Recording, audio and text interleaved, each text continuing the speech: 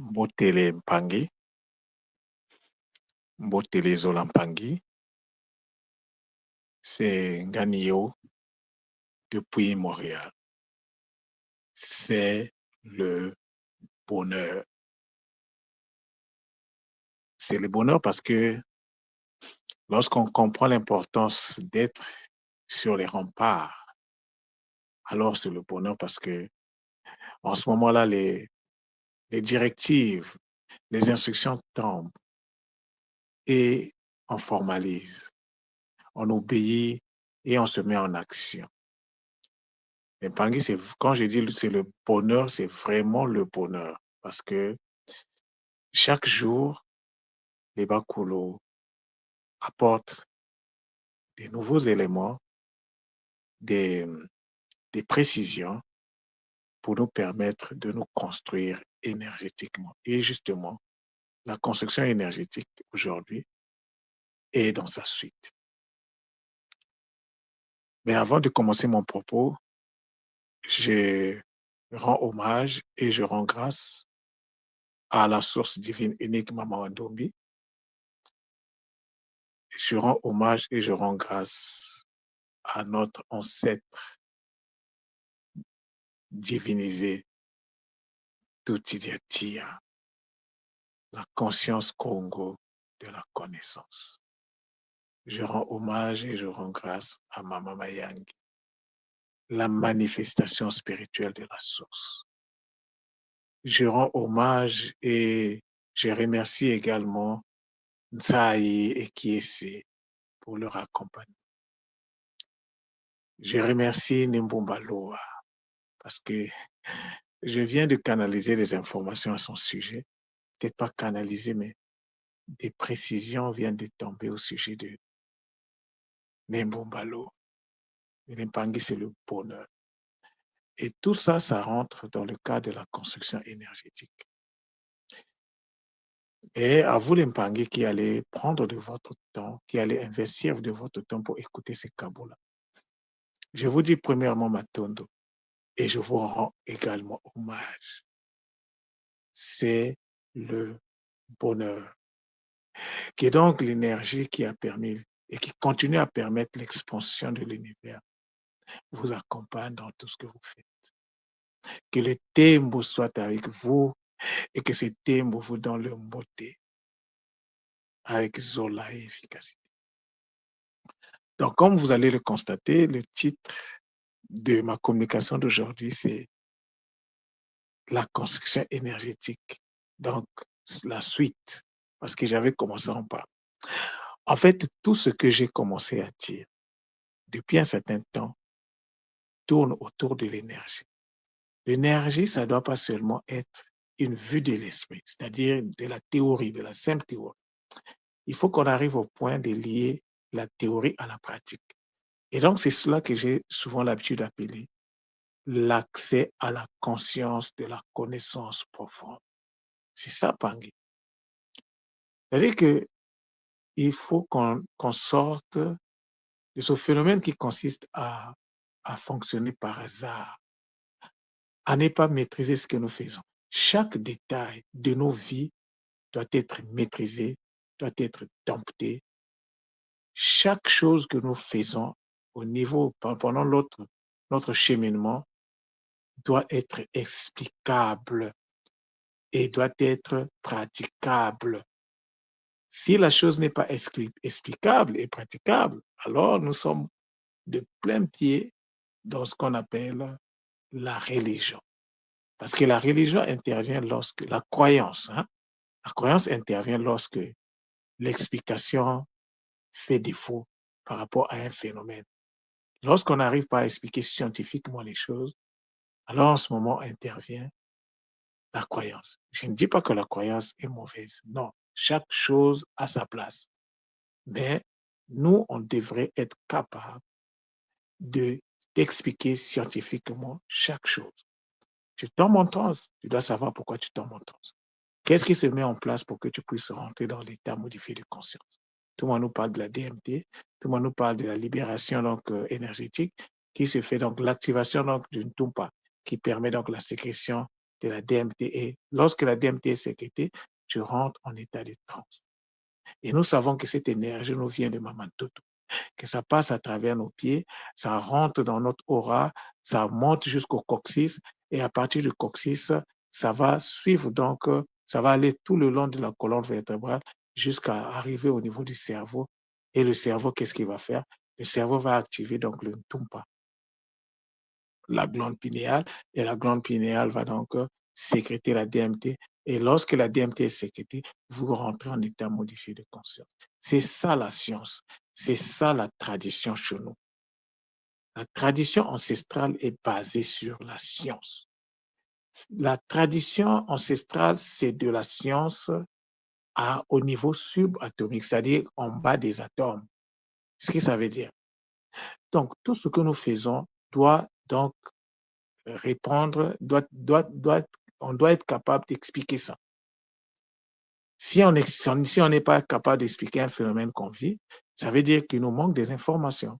Et dans ces cas, qu'est-ce qu'on fait? On va à la quête de l'information. C'est notre responsabilité.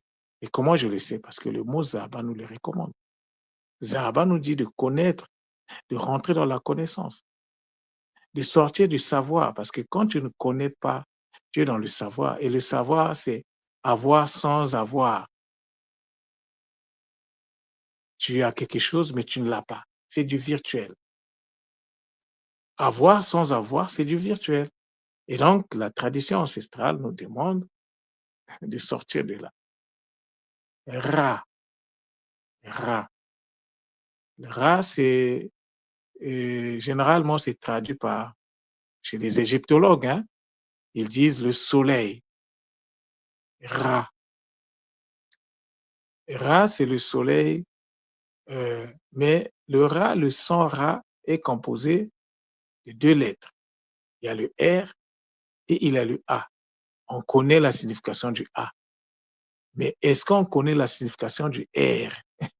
Les baguettes. Est-ce que vous savez c'est quoi le R? Lorsqu'on dit Ra, ça renvoie à quoi? OK, donc je vous pose la question, mais la réponse va se trouver dans les prochains cours du Kikongo. Parce que seuls ceux qui font un effort peuvent accéder à ça. Je peux vous en parler superficiellement, mais je ne peux pas en dire plus. Sinon, ça ne sera pas juste. Le R, c'est un peu rare hein, dans les mots Congo qu'on trouve ce mot-là. Mais le R est dans beaucoup de mots qu'on trouve au niveau de, de l'Afrique de l'Ouest. Vous allez trouver des mots tels que Rama, vous allez trouver des mots, des noms tels que Amara, vous allez trouver des mots tels que Ramatou, Ramé, Ram. Qu'est-ce que ça veut dire Ramatou? Qu'est-ce que ça veut dire Ramata? Et parfois, on ajoute encore l'ail à la fin. Donc, vous avez des prénoms ou des noms comme Ramatoulaye. Qu'est-ce que ce mot-là veut exactement dire? Mais je n'ai pas oublié les Bakari, les Kamara. Nous avons l'impression que la langue égyptienne ancienne a disparu. Non, cette langue-là n'a jamais disparu. Cette langue-là est toujours là.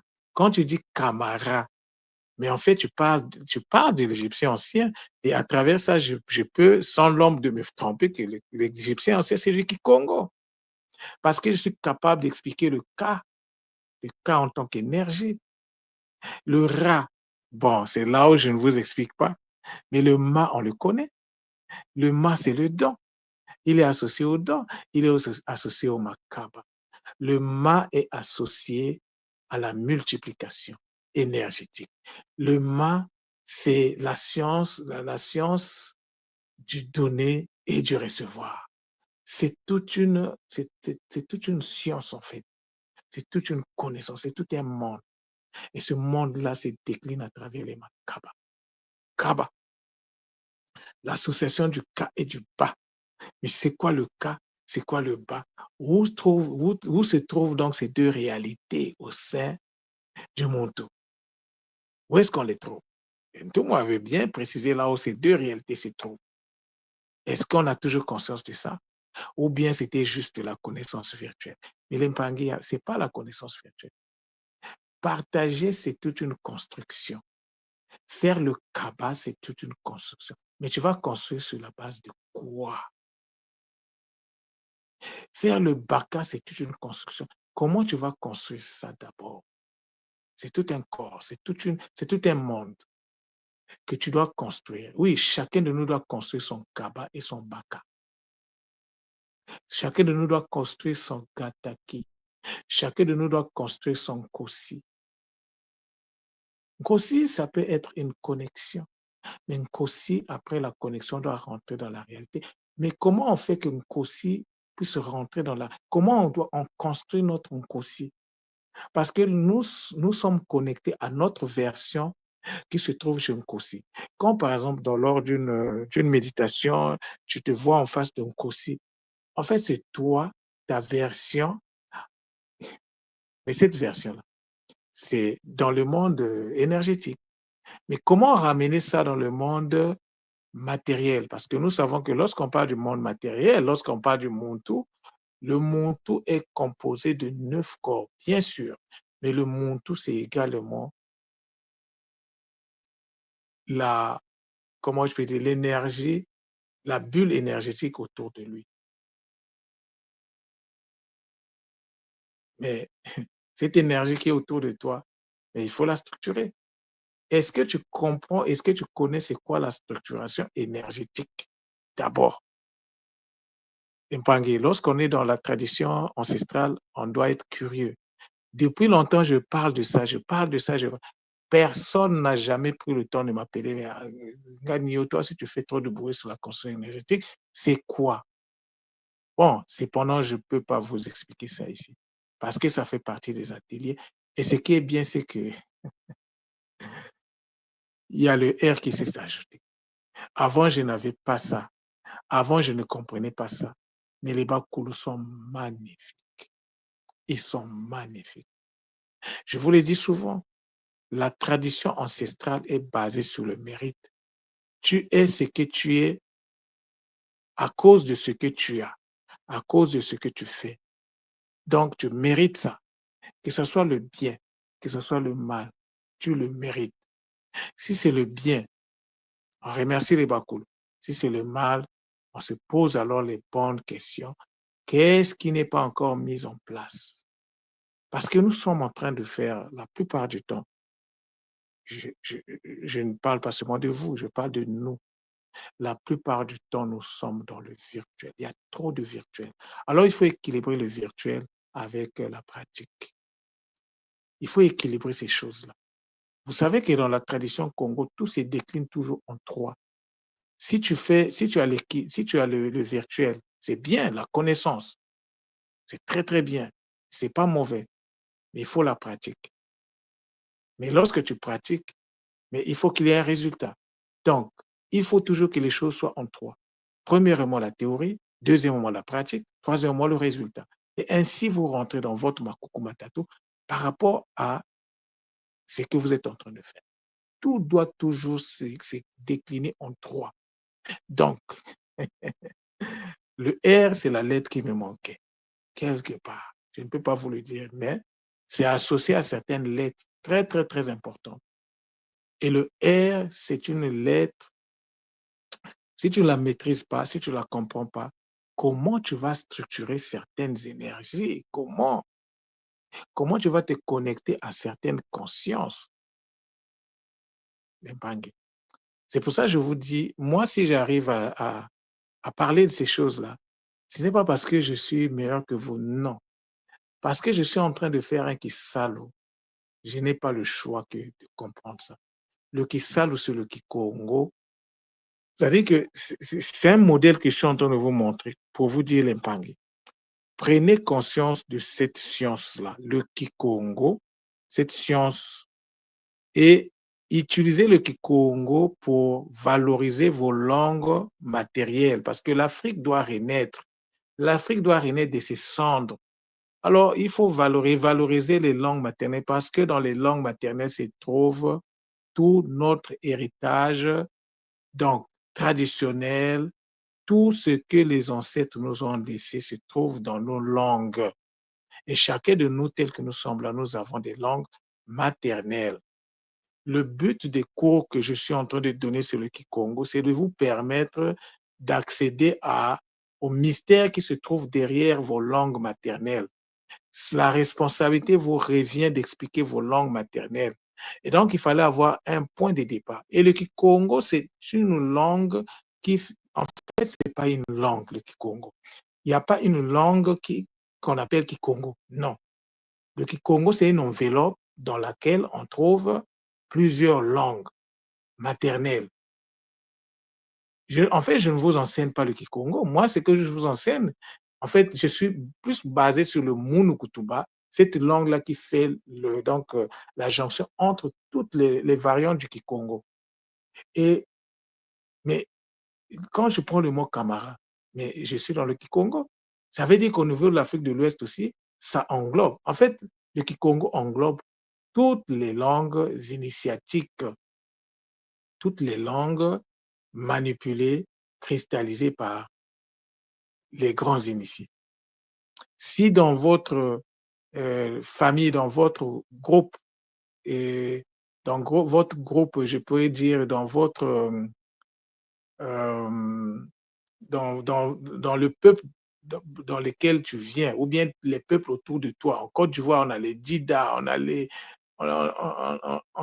en a plein partout.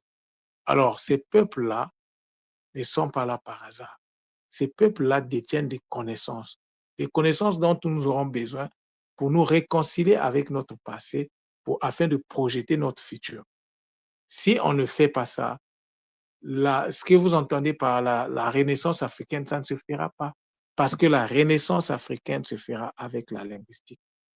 Notre aîné, paix à son âme, Amadou Hampâté-Bâ, avait dit quelque chose. Il avait dit que la tradition orale, c'est la base des bases.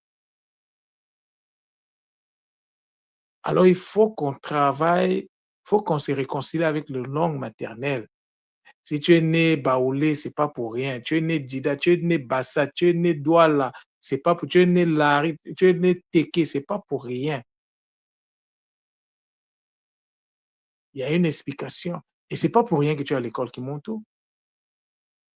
L'homme qui crie dans le froid du Canada. Bon, je vais bientôt me décider parce que il faut que je retourne à la maison. Hein? C'était pas, je me suis pas incarné ici, donc il faut un retour. On est venu faire un Kisalo ici, donc il faut rentrer à la maison. Parce que mon Kisalo, normalement, c'est pas ici. Il faut rentrer. Mais il y a des Mpangi qui sont ici, qui sont d'ici, qui sont nés ici. Mais vous devez aussi prendre conscience des enjeux. Vous devez aider vos familles, vous devez aider vos communautés à se structurer. À travers donc la connaissance que vous allez avoir du Kikongo, ça va vous permettre d'aller loin. Hein, les Mpangi. Donc, trop d'informations tue l'information. Ceux qui veulent avoir des précisions sur la structuration énergétique, mais le Centre Nungu a le plaisir de vous annoncer qu'il est à votre disposition pour répondre à vos questions. Donc, ne soyez pas shy, comme on dit en anglais. Les Mpangi, vous êtes trop dans comment dire ça? Vous êtes dans quelque chose, en fait, qui ne vous reflète pas. Un Mpangi de l'école doit être ouvert aux autres, à lui-même, aux autres, et à la connaissance. Et la connaissance, ça demande parfois que tu te mettes debout pour aller la chercher là où elle se trouve.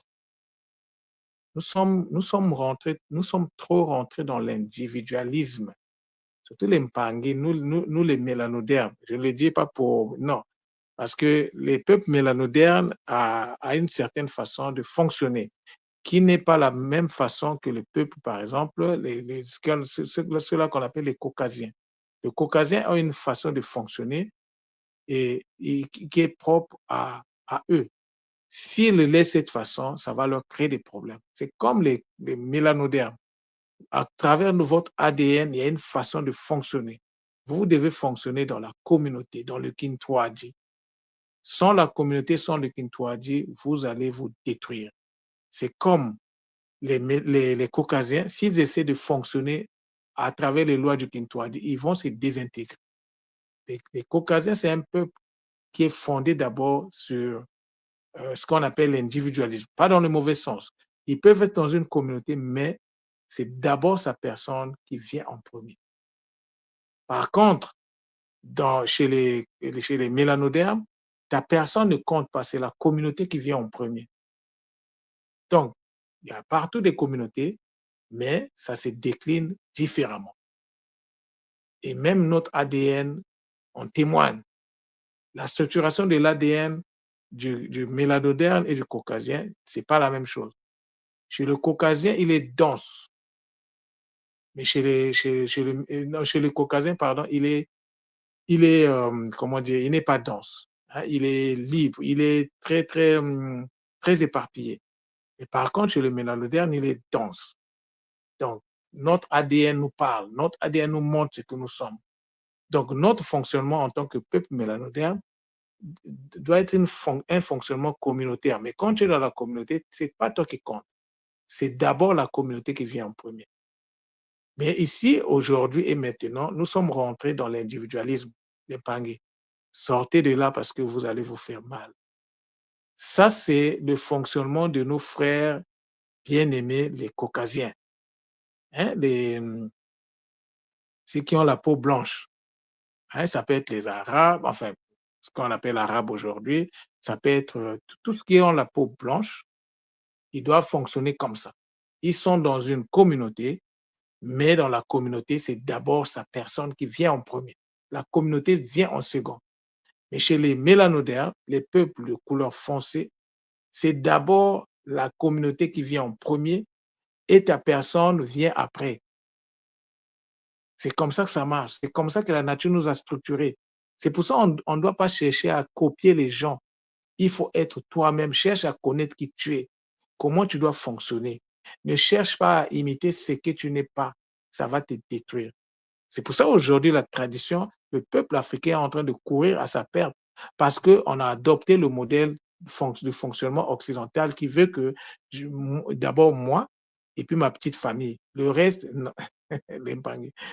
En tout cas, je sais pourquoi je vous le dis. Parce que j'ai canalisé des informations que je vais rendre disponibles prochainement dans les cours. Je pense que ça sera le cours 18 qui va expliquer ça. Donc, les Mpangé, faisons très, très, très attention. La nature nous parle. La nature nous explique les choses. Ton ADN te parle. Tes atomes te parlent. Tes cellules te parlent. Tes cellules te montrent ce que tu es. Si tu comprends ta cellule, tu dois comprendre qui tu es. Donc, la loi de la correspondance n'est pas. Ça ne va pas être une simple vue de l'esprit. Il faut de la loi de la correspondance dans la manifestation. Il faut que ce soit quelque chose qu'on vive. Il n'y a rien qui se fonde sur le hasard dans la tradition ancestrale Congo originelle et originale. Tout est basé, tout est explicable, tout est basé sur des réalités scientifiques. Si la nature autorise la mise en place de quelque chose, c'est que cette chose-là a sa raison d'être. C'est juste une interpellation que je fais à nous tous afin qu'on puisse comprendre les enjeux. Attendons à vous, beaucoup de Zola. Et donc, on reste en contact. Comme je disais, ceux qui veulent contacter le Centre Nongo pour en savoir plus, vous êtes les bienvenus. Beaucoup de bénédictions à tout le monde. Que donc la construction énergétique devienne une réalité dans votre vie de tous les jours. Matondo, Matondo, Matondo, Zola, Zola, Zola.